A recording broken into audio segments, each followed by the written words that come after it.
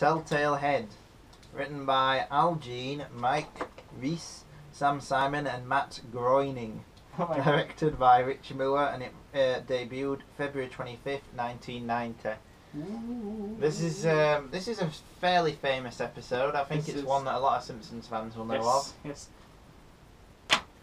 A lot more than the other episodes we've watched. This is a famous one. There This is with reference to an episode of South Park. Really? Yes, and the episode cartoon was Oh. where Cartman tries to get Family Guy banned. Oh, for its shocking quality. Yes, yeah, exactly that. And That's also, amazing people say that Cartman's sense of humour is like Family Guy, and the writers of South Park took that as offence. Yeah. They're planning on taking down South Park, and he goes to like the head of Fox, Cartman, Yeah. and he sees Bart there. Oh man. And Cartman's like, "Oh, kid, you have to prove how bad you are." And Bart's like, "Well, I cut the head of a statue once." And Cartman's like, "Oh, really? Oh, that's so bad." And then he's like, "There was this one time when this kid I didn't like, I ground his parents up, turned him into chili and made him eat it." And Bart's like, "Okay, cool, you got this, man." Yeah, I mean, that's a funny one, cartoon was. So, but yeah, this was a really good episode. I I thought it thought. was a very good episode, yeah. Yes, it's not the funniest one they ever do. No. But it actually tells a story. A story, yeah. Which is something a lot of the season 1 ones don't. Season 1, yeah, it's a pretty true story. Yeah, basically Bart wants to fit in, cuts the head off his statue. It's simple. It's much more simple than the last episode. I never thought that was. The dreadful one where Homer becomes Call of the Simpsons. Exactly. Yeah, it's probably I think easily the best of season 1 we've watched so far. No, probably, yeah. Yeah, I agree. Yeah, and looking at the ones, it's probably going to be the best up until that Grapes of Wrath one. It's getting close to the style that they're going to follow. Yeah. You know, like they're starting to make pop culture references more, they're making movie references more. The Godfather. The reference to The Godfather, the reference to Telltale Heart. Yeah, well, the whole episode The is whole episode's a take on it, yeah. It's not even the funniest Telltale Heart reference they do, though. No, it's not even the funniest one the Simpsons ever done, yeah. That's do you remember the other one in Lisa's Rival? Lisa's Rival, where it's like... The beating of the Telltale Heart! Yeah, and then what's even funnier is that Skinner thinks it's rubbish. Yeah. Yeah. Yeah, so the whole episode's a take on that. And Bart, strong in the episode, he's dealing with... You bent my walkie! You bent my walkie! That's like one of my favourite lines. That's the best thing ever. But you know, Bart's really strong in this. He's grappling with like Yeah. guilt and trying to fit in. At least they don't do... Another problem with Call of the Simpsons that we didn't actually mention was the fact that Bart says he's annoying early 90s catchphrases. Cowabunga, man. Yeah, don't have a cow, man. Yeah. He actually says that. He does, And that's yeah. probably the most annoying facet of the Simpsons as early days, is it's the fact that well, I suppose they abandoned it pretty soon. It did, yeah. Yeah, They're pretty Bart-centric.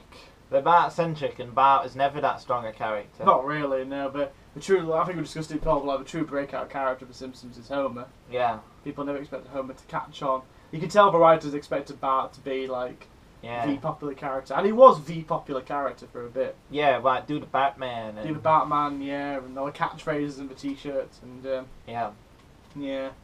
But it just doesn't work as well in the early. I mean, that's not in this episode, so obviously we don't need to.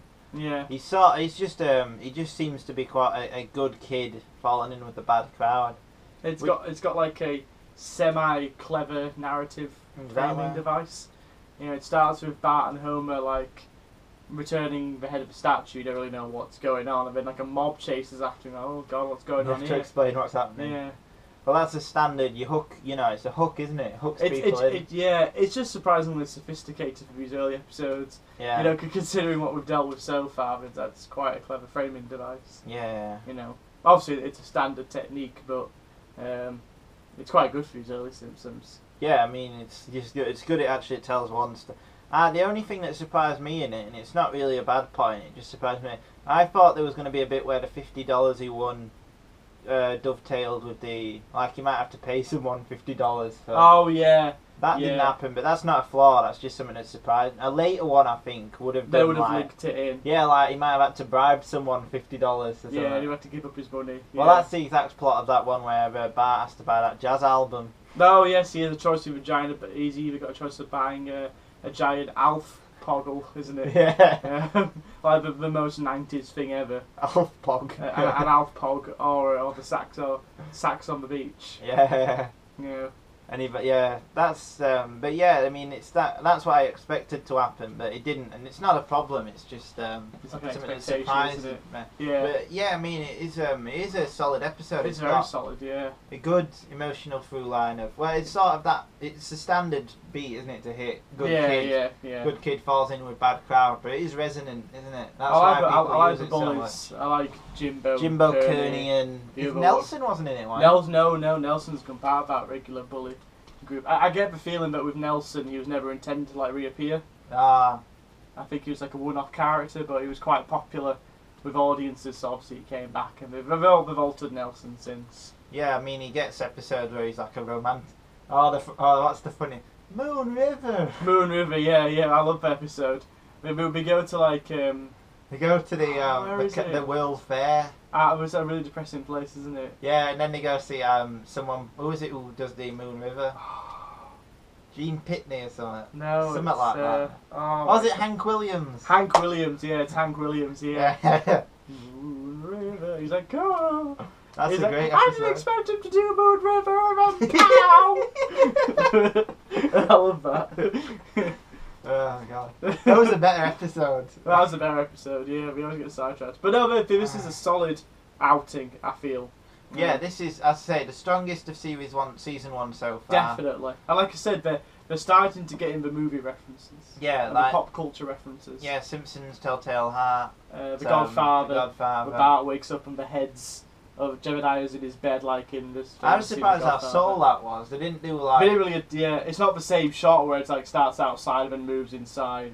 Or they could have even done like him waking up and going ah. Yeah, like ah, ah, ah, Yeah. like in the movie. It's funny that scene. It's so over the top. Yeah, it's great, isn't it? It's Yeah. amazing that. Like he pulls the sheets back and was like, oh, the blood and often when that scene's like spooked. Suspense, kids. Suspense, yeah. Often when that scene is spooked, actually the Simpsons do it, like they do it to speed it up, I think, but they always have the head like next to the bed. But like in the actual film, it's further down, isn't it? Like he's got to pull the bloody sheets up and he keeps on going and then he throws it back and it's like, ah, ah. That's the pulling back makes the scene. Exactly, though. makes it, yeah, it's the tension. Because Yeah. you kind of like, What is the blood from? You're like, oh, this is quite odd. Why are we concentrating on this mansion? Then you zoom in, like, oh, he's sleeping. Oh, this is ominous because you got the music in the background. Yeah. Pans in slowly, and then he wakes up and he's like, I mean, he pulls his hands out, doesn't he? Yeah. And all blooded, and he goes, and it builds up to it perfectly. The music even goes duh every time. It does, pulls doesn't it? up. Yeah. It's like Tension 101. It's an amazing scene. Yeah, like Alfred Hitchcock discussed. Exactly. Anyway, yes, this the Telltale Head. It was a very solid episode, as we've been saying. They got a bit of their religion into Oh it. yes, They had some good goes at religion in it, like they would in later episodes. Yeah, I'm really fond of that scene where all the kids are asking like, what happens to my pets in heaven? In heaven, you know, I already told you. Yes. can so and so go to heaven? Can I love that scene where it cuts away from them for a while, then it goes back, and the teacher's just like, for the last time, the ventriloquist goes to heaven, but the dummy doesn't.